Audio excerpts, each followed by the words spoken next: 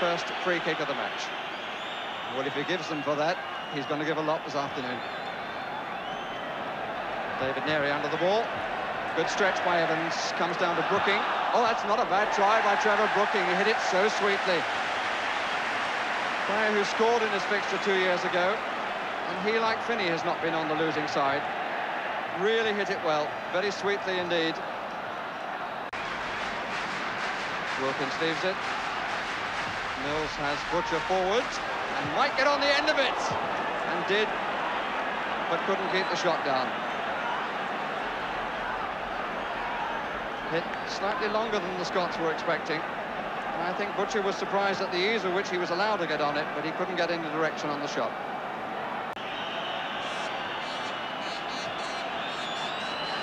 Brooking. Keegan and Mariner in the middle. There's Mariner!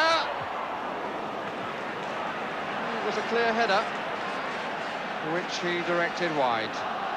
Brooking, the provider, twoing the men in the middle. Mariner met it comfortably, but gave it too much to knock it wide of what for him was the far post.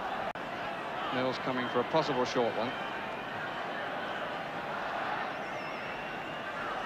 Got a cue on the near post. At the back is Robson. And a flick from Butcher off the crossbar, finally in by Mariner.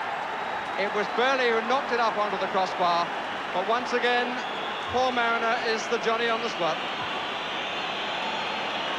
The whistles go up from the first corner, all sorts of problems for the Scots. The nod up there by Butcher, Burley off the crossbar, which is square, but in came Paul Mariner to once more get the goal for England. There's Butcher with the flick, Burley covering, it came off the underside of the square crossbar, and Mariner got there before Alan Ruff.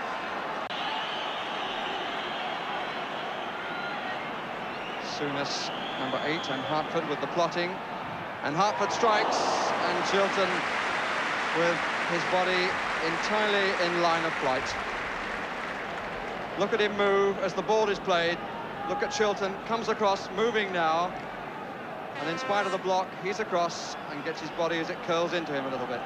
The referee's got the wall back, but he hasn't got Mariner back 10 yards, I wouldn't have thought. Dalglish with the chip. And wide of Chilton's right-hand post. Well, I wonder whether that will lift the Scots. All did its job, force the height, the ball rising still just as it went over the bar and then dropping. So far, everybody moving away from him. Now Dalglish comes shorter.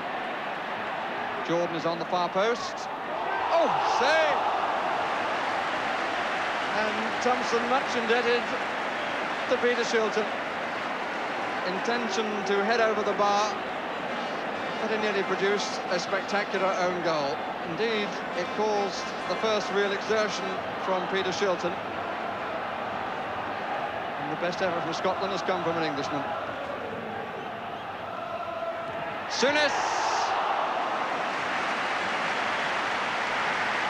It was very well struck. And there was quite a crowd, I think, in front of Peter Shilton. And he didn't get a completely clear view of it. Knocked it up.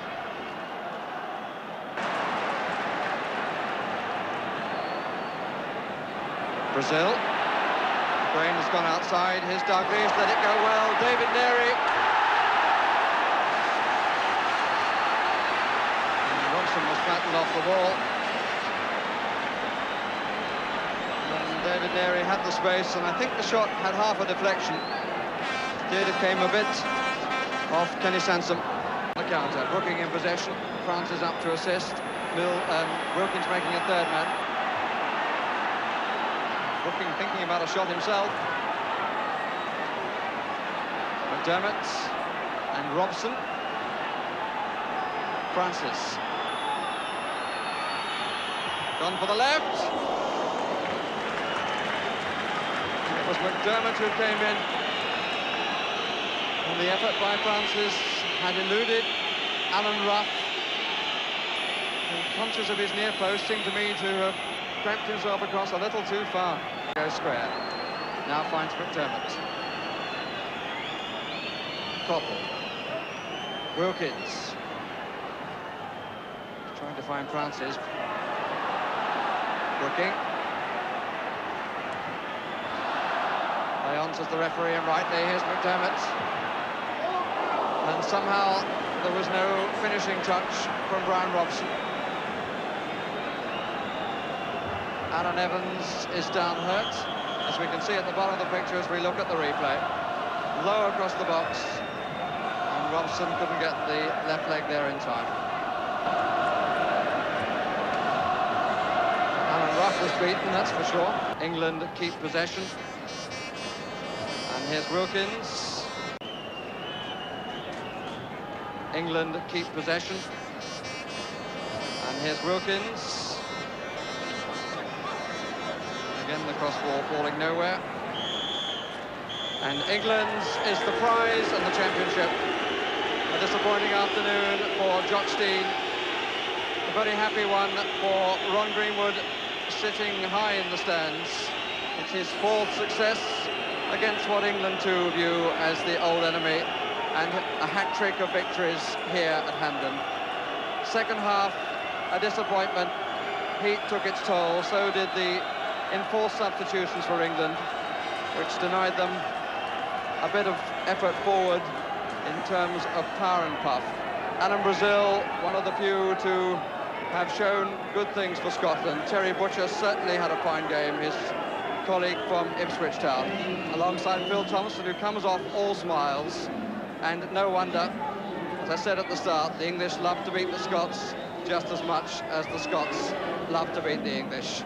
And England make their run into 5 consecutive victories, 9 goals scored and none against, and all that coming after that night of apparent shame, so we were told, when we lost in Norway.